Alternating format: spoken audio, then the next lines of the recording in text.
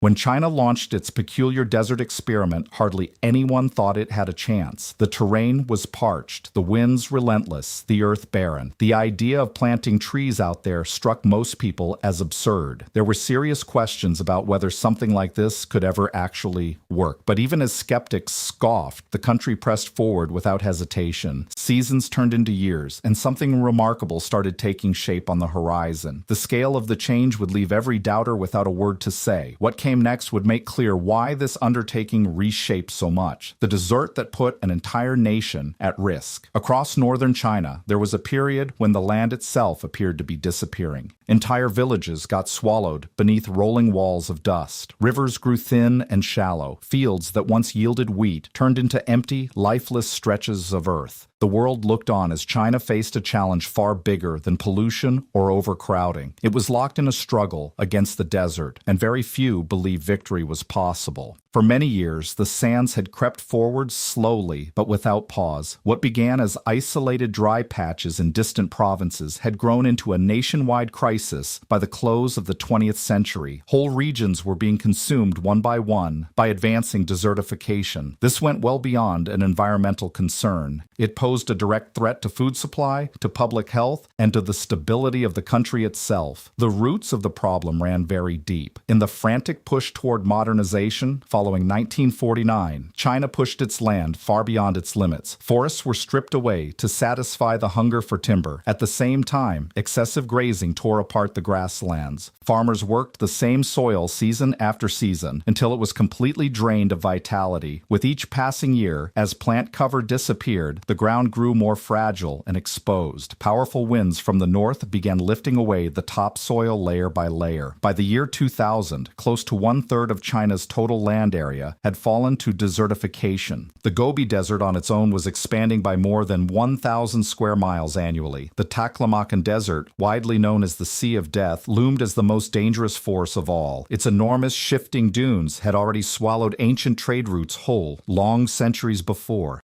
And so, it kept pushing further eastward, inch by inch. Whole communities found themselves teetering on the edge of being swallowed entirely. The destruction wasn't something you could simply observe. You could sense it in your bones. Massive walls of sand swept through major cities like Beijing and Tianjin, turning the midday sky almost completely dark. In the year 2006, China officially recorded 17 significant sandstorm events. Those enormous dust clouds traveled so far that they eventually reached Japan and even touched the western shores of the United States. The human cost was staggering. Harvests failed, and water sources simply vanished. Millions upon millions of people had no choice but to abandon the places they called home. Many of them came to be referred to as ecological migrants, ordinary citizens pushed out not by conflict or financial hardship, but by the slow unraveling of the natural world around them. For a nation positioning itself as a rising global force, the consequences went far beyond basic survival. China's reputation as a country moving forward was literally being buried beneath mountains of drifting sand. Those in power understood that quick surface-level solutions would get them nowhere. What the situation demanded was a response as sweeping and bold as the desert itself. That response eventually became known as the Great Green Wall. It was a concept so massive and audacious that plenty of people simply dismissed it with laughter. Yet rather than retreat in the face of skepticism, China chose to push back. Not through force, but through branches, roots, and leaves. What unfolded after that decision would push human determination to its very limits and fundamentally transform the landscape at the desert's core. In 1978, an extraordinary plan was quietly set into motion. It went by the name of the 3 North Shelter Forest Program, though most people today simply call it the Great Green Wall. The vision was nothing less than revolutionary: to construct a living shield of trees running across the country's dry northern stretches where the Gobi and Taklamakan deserts were steadily advancing like restless, encroaching seas. This green barrier was designed to extend 2,800 miles in length and 900 miles in width. It would pass through regions including Dongbei in the northeast, Huab in the north, and Xibei in the northwest.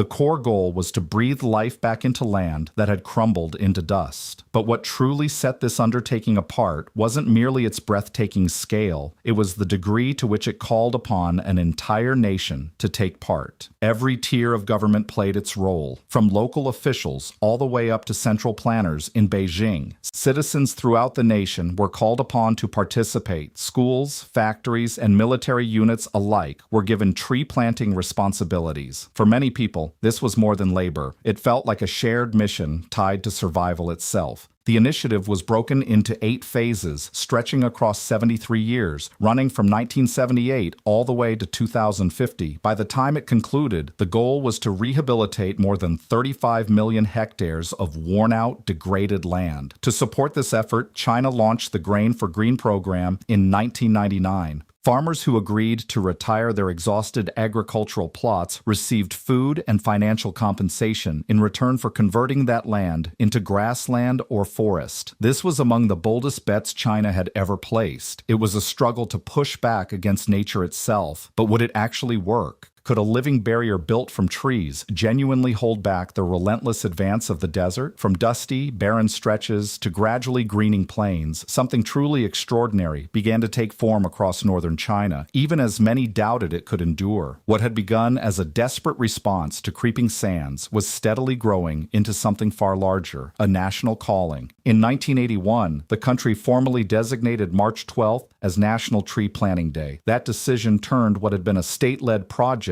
into something closer to a patriotic obligation. Millions of people joined in, putting saplings into the dry soil of the northern plains. This wave of mass involvement drew its spirit from Sun Yat-sen, who had championed large-scale reforestation efforts before passing away on that very date in 1925. His vision carried forward through the movement, giving it a sense of meaning that extended well beyond the simple act of putting trees in the ground. Still, reshaping deserts into forests was never going to be straightforward, so the government leaned heavily on science to guide the way.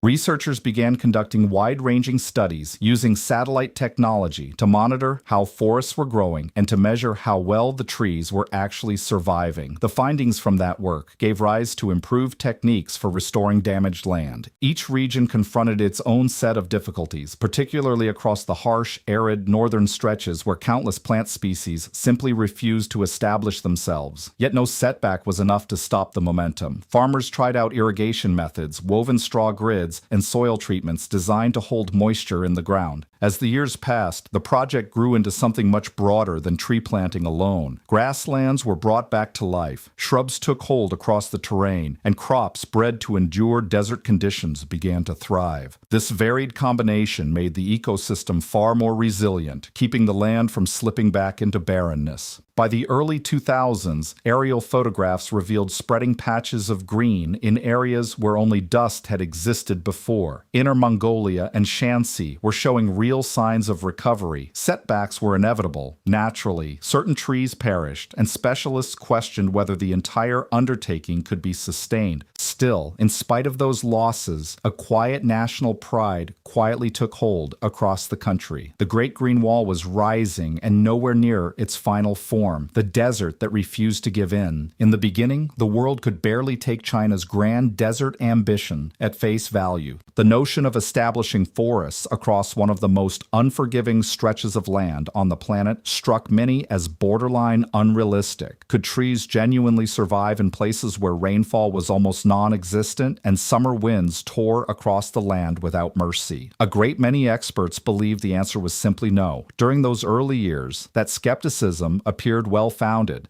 By the closing years of the 1980s, satellite data revealed enormous expanses of lifeless terrain where orderly rows of young saplings had once stood. Entire planted areas disappeared beneath creeping dunes, leaving behind what observers came to call ghost forests. Across certain regions, more than half of all planted trees had not survived. Other accounts suggested that as many as 8 out of every 10 never endured a single full season. For an undertaking of this magnitude, figures like those were devastating.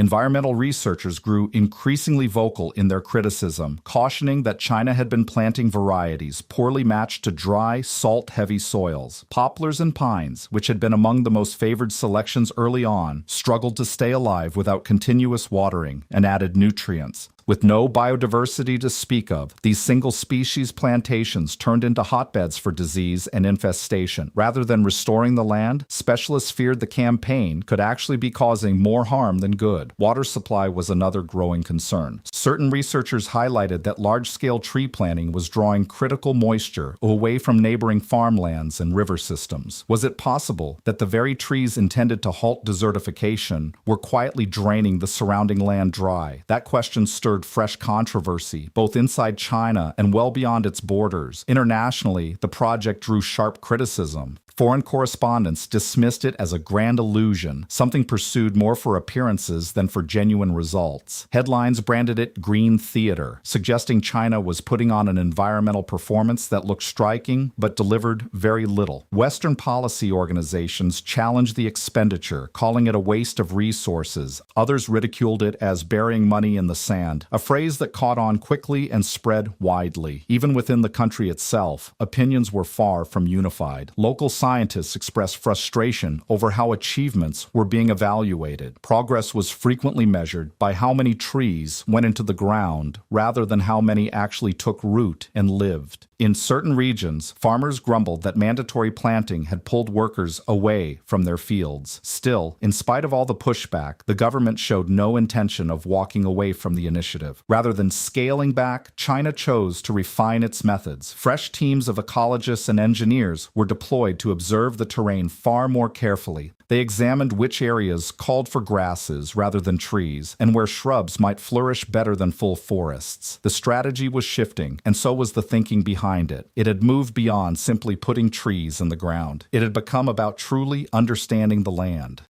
Over the years, this changed way of thinking would turn the Great Green Wall from a struggling concept into a system that adapted, learned, and grew more resilient with every season that passed. The world had once laughed at the effort. Before long, those very same critics would need to take another look and wonder how something once written off as impossible had begun to take hold. Grids of hope. While the world was busy dismissing the idea of planting forests and sand, thousands of workers, engineers, and volunteers quietly kept moving forward. There were no elaborate machines, no programs worth billions of dollars, only hard work, sheer determination, and a will that simply would not give out. They were not standing against enemies or armies. What they were up against was the wind. One of their most ingenious solutions came from a handful of desert researchers back in the 1970s. They developed what would come to be called the straw checkerboard method. It was a straightforward but remarkably effective invention. Workers placed bundles of straw across the dunes in small square patterns. The straw reduced the wind's force and stopped sand from shifting around. On top of that, it held small amounts of moisture just long enough for young plants to take root. It did not look impressive at first glance, just patches of dry straw spread across endless dunes. Yet it turned out to be the deciding line between survival and collapse. The straw itself came from rice farms spread throughout the country. China produced hundreds of millions of tons of leftover rice straw annually, and the vast majority of it was either burned or thrown away. Now it had found a new use. Truckload after truckload was driven out into the desert. Men and women spread it across the ground by hand, working beneath the open sun with cloth wrapped around their faces to keep the sand out. They labored along the outer edges of the Taklamakan Desert, a place so parched that sand could bury roads in a single night and swallow entire villages without a moment's warning. Every square meter demanded effort. Each individual grid had to be pressed into the ground and given water so it would stay in place. The aim was never to defeat the desert in a single day, but simply to slow it down just enough for life to find its footing. Around that same period, a nationwide movement centered on tree planting was spreading rapidly across the country.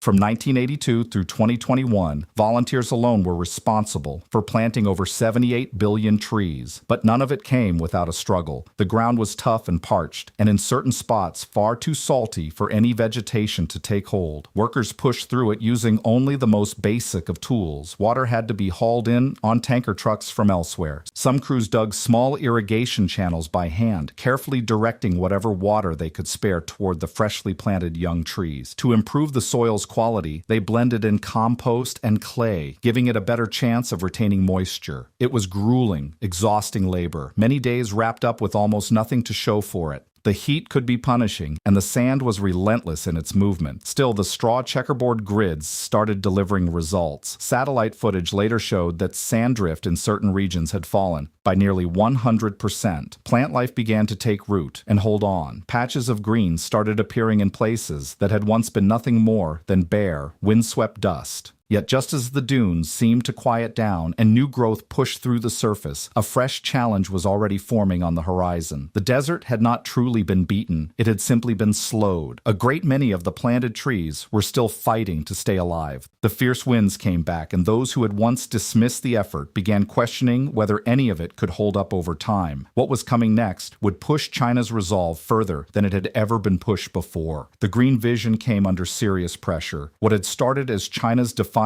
environmental undertaking soon became something closer to a battle against nature itself. Every attempt to establish growth ran headlong into forces that had commanded this land for centuries. The deserts China was trying to reclaim were far from empty, lifeless stretches of sand. They were restless, ever-shifting terrains carved by powerful winds, prolonged drought, and the slow weight of time. The Taklamakan, the Gobi, and the other enormous desert expanses were counted among the most unforgiving environments anywhere on Earth. Rainfall was almost non-existent, often totaling fewer than 10 millimeters across an entire year. In some locations, entire months went by without a single drop falling from the sky. Summers in that region could scorch at 45 degrees Celsius, while winters could plunge to 20 below zero. How were young trees ever supposed to endure that? As noted earlier, a great many simply did not make it. The soil itself only added to the struggle. It was loose, parched, and packed with sand that slipped between your fingers like fine powder. It had no ability to hold on to water or nutrients whatsoever. Even when crews managed to set up irrigation systems, the vast majority of that water vanished almost immediately, either sinking too far down or burning off under the relentless sun. In the harshest stretches of desert, more than 80% of planted trees perished before their roots ever had a chance to take hold. And then came the troubles that people themselves brought about. The whole operation demanded an extraordinary level of effort, and the logistics were punishing. Water, seedlings, and rice straw all had to be hauled across great distances into areas nowhere near any settlement. Moving those supplies required enormous sums of money and massive amounts of labor. And whenever sandstorms rolled through, they wiped out months of hard work within just a few hours. Freshly planted trees got swallowed by sand, trenches vanished completely, and entire straw grids were swept away. Forest farms that had once seemed full of promise began to close down one by one. Local authorities, under pressure to hit planting targets, cared more about the numbers than the actual outcomes. Counting saplings was far simpler than guaranteeing they would survive. Certain regions planted endless identical rows of a single tree species just to fulfill their quotas. The landscape filled up with uniform forests, offering almost no variety at all. Before long, criticism began making its way into the open. Chinese media outlets started questioning whether the whole initiative was genuinely delivering results. Foreign journalists echoed those doubts, describing it as an ambitious but fundamentally misguided experiment. Environmental advocates warned that continuously planting single-species forests could ultimately cause more damage than benefit. They argued that drawing so heavily on water supplies to keep those forests alive risked draining wells and rivers, putting nearby farms and villages in a precarious position. Even researchers working within China itself began raising their voices. Across academic publications and policy discussions, people began questioning whether it made sense to keep pushing trees into landscapes that were never designed to hold them. Some voices argued that blanketing deserts with forests was not the real answer, but that finding a genuine balance was. Achieving that balance, they insisted, meant working alongside the land rather than against it. The criticism stung, but it also sparked real change. Those steering the project gradually came to understand that prevailing over the desert would demand far more than planting trees. It would require deep understanding, flexibility, and patience. After long years of struggle and public scrutiny, China's Great Green Wall was stepping into a fresh chapter. The withered seedlings, the collapsed farms, and the squandered effort had all pointed toward a single hard truth, that the desert could not be tamed through planting alone. Science scientists and policymakers alike began revisiting their entire approach. In 2011, a landmark report from the Chinese Academy of Sciences urged the nation to change course. It pushed for a shift away from relentless tree planting and toward restoring natural ecosystems instead. The aim was no longer to wage war on the desert, but to bring equilibrium back to the land. That report became a defining turning point, and China's programs targeting desertification soon began to transform. Rather than pulling back, the government answered with a fresh surge of research and hands-on experimentation. Teams studied the terrain, the soil composition, and the plant species capable of enduring those harsh conditions. Traditional ecological wisdom was woven together with contemporary engineering techniques to uncover more effective solutions. This moment marked the beginning of a smarter, more flexible era for the Great Green Wall. The shift became clearly visible on the ground. Among the most significant breakthroughs was the mechanization of straw grid construction. In the earlier days, those grids had been assembled entirely by hand. Workers toiled beneath a punishing sun, carefully laying out the squares designed to hold sand in place and preserve moisture. The method worked, yet the pace was agonizingly slow and demanded enormous human effort. Machines capable of completing this work at a far greater pace were soon being designed by Chinese engineers.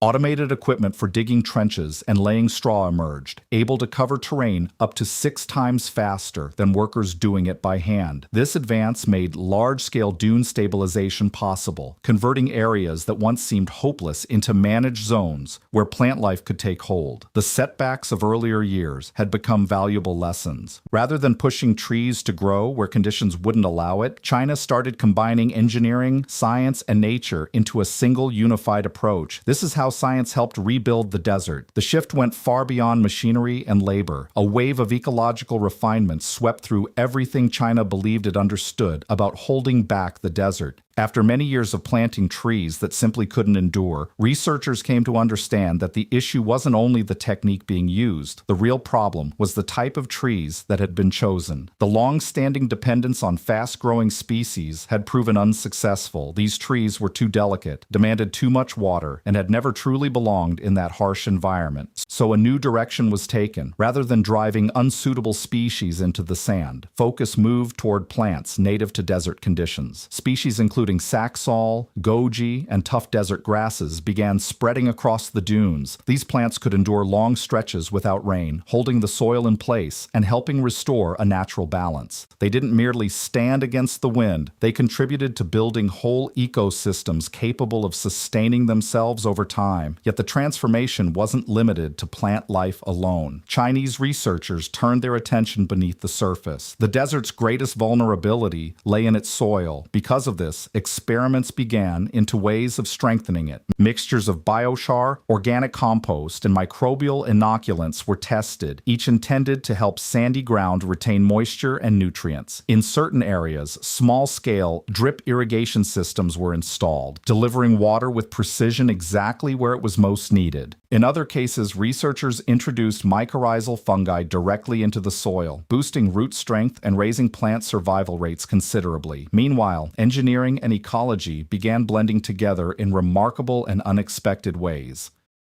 The Baotulanzhou Railway, running through a stretch of the Tanganger Desert, emerged as a landmark example of environmentally conscious design. Rather than confronting the sand head-on, engineers deployed straw checkerboard patterns, gravel belts, and windbreak forests to guard the tracks from being swallowed. That very same approach was later applied to a brand-new high-speed highway cutting across the Taklamakan, one of the most unforgiving deserts on the planet, widely considered impossible to cross with a road. These techniques were never simply about planting trees across the land, but about fundamentally reshaping the desert so it could support living things. Carefully placed corridors of vegetation were positioned between dunes to reduce wind speed, capture drifting dust, and hold the ground in place. Satellites and drones kept a constant eye on developments, feeding live data back to teams who could then fine-tune their methods as conditions shifted on the ground. Through sheer persistence and countless rounds of trial and error, a more thoughtful and balanced way forward took shape. The landscape that had once appeared completely lifeless was slowly beginning to stir. Within 10 years, the change had grown large enough to be seen from orbit, and countries that had previously questioned China's ambitions started paying close attention. The desert was no longer a reminder of failure. It was becoming living evidence that patience paired with science could breathe life into even the most punishing terrain. By the year 2024,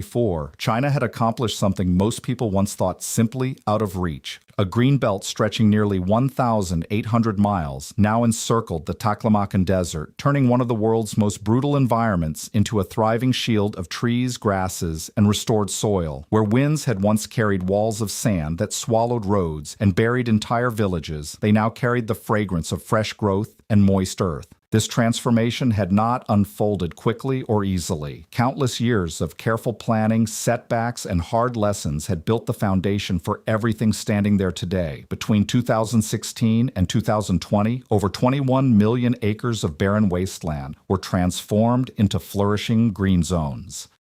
By 2024, the total reforested area had surpassed 30 million hectares, pushing the country's forest coverage from 10% in 1949 to well above 25%. Those figures carried far more than national pride. They spoke of endurance, resilience, and large-scale human ingenuity. Across Inner Mongolia, Ningxia, and Xinjiang, regions once notorious for fierce dust storms, the atmosphere had grown noticeably quieter. Cities that used to vanish beneath a yellow haze each spring were now greeting clear, open skies. For the first time in many decades, people could open their windows without the bitter taste of sand greeting them. The evidence of progress was visible from the sky. Satellite imagery revealed thick, sweeping bands of green cutting across the desert landscape, a pattern so striking that researchers around the world began examining it closely. Land that had once appeared completely lifeless now showed dense lines of vegetation shielding farmland, roads, and homes. The change was so thorough that the Biolan Railway, which had once faced the threat of being swallowed by shifting sands, remained fully in operation. Its tracks were now protected by layers of straw grids, gravel barriers, and surrounding forest belts. Even the high-speed road cutting through the Taklamakan, once dismissed as an unrealistic idea, had become a working and well-traveled route. Yet beyond the achievements of science and engineering, the desert was quietly becoming something else entirely, an opportunity. Areas that had once been unable to support human activity started drawing curious visitors. Eco-travelers arrived to witness what many were calling a green miracle that local communities had helped bring to life. Farmers began growing goji berries, desert herbs, and grapes in places where only sand had existed before. For countless people, this change meant not just fresher air, but a genuine path toward better living. Employment emerged, poverty began to recede, and a renewed sense of hope settled over communities that had long felt left behind. The wider world was paying attention.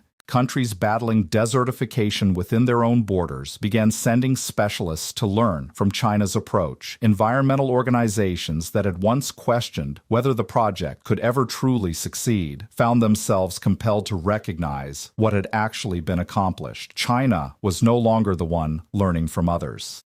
It had transformed into the model everyone else looked toward. What had begun as a desperate effort to hold back the advancing sands had grown into one of the most remarkable environmental recoveries of the modern age. A genuine green miracle. Nobody believed that planting vegetation into barren desert ground would make any real difference. Yet 2 decades on, those same stretches of desert that once seemed to laugh at human determination are now blanketed in forests reaching far past the horizon. China's long struggle against the creeping desert, once dismissed as a hopeless cause, has turned into one of the most extraordinary environmental reversals in recent history. What originally started as a small regional experiment has since drawn the eyes of the entire world. Between the year 2000 and 2017, NASA satellites started picking up something unusual. Even as vast areas of forest were disappearing elsewhere across the planet, the world overall was growing greener. A comprehensive study published in 2019 revealed that China alone accounted for nearly 1/4 of the entire rise in global vegetation cover. The results genuinely caught scientists off guard.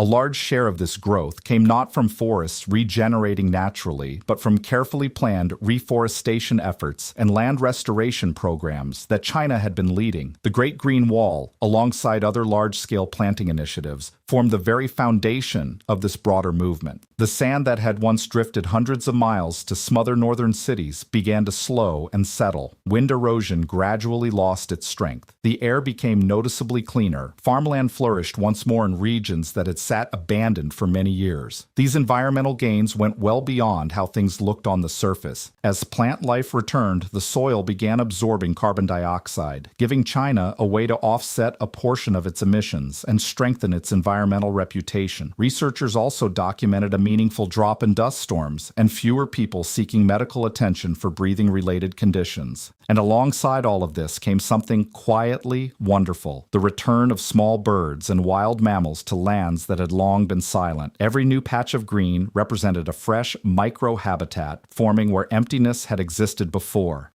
Yet perhaps the most surprising dimension of this whole effort came from beyond China's borders. Nations struggling with their own spreading dry lands began watching closely. From Africa's Sahel region to corners of the Middle East and Central Asia, governments started reaching out to Chinese specialists for guidance. Affordable methods developed in China, things like straw checkerboard grids, trees bred for dry conditions, and involving local communities, were now being examined for use elsewhere. Officials from the African Union even extended invitations to Chinese experts to contribute ideas toward the Great Green Wall project. Within China itself, the initiative grew into a powerful symbol of national achievement. News organizations displayed before and after photographs that seemed almost too remarkable to believe. Whole regions, once considered permanently lost, had come back to life, filled with vegetation, wildlife, and bustling human presence. Products cultivated in formerly barren land, goji berries, medicinal herbs, and grapes became sought-after goods on international markets. What had started as an effort to hold back spreading sand had grown into a flourishing economy built on sustainable foundations. The true strength driving this change lies in how China wove together age-old wisdom and cutting-edge science. Time-honored water conservation practices were blended with satellite observation systems and technology-assisted planting methods. Local villagers labored alongside trained engineers, putting trees in the ground that could endure both scorching heat and prolonged dryness. It was never a single dramatic breakthrough, but rather a steady, consistent effort carried forward by millions of people across many decades. Ultimately, what the world once dismissed became a source of inspiration on a global scale. The desert had not simply been conquered, it had been guided toward a new way of existing. And as countries around the world continue confronting the pressures of a changing climate, China's journey stands as a living example, showing that even the harshest and most unforgiving terrain can be renewed through patience, scientific knowledge, and sheer determination. If China's remarkable desert turnaround captured your imagination the way it captured ours, there's still one more thing worth seeing before you go. Smash that like button and subscribe so you never miss the stories that shift how we view our world.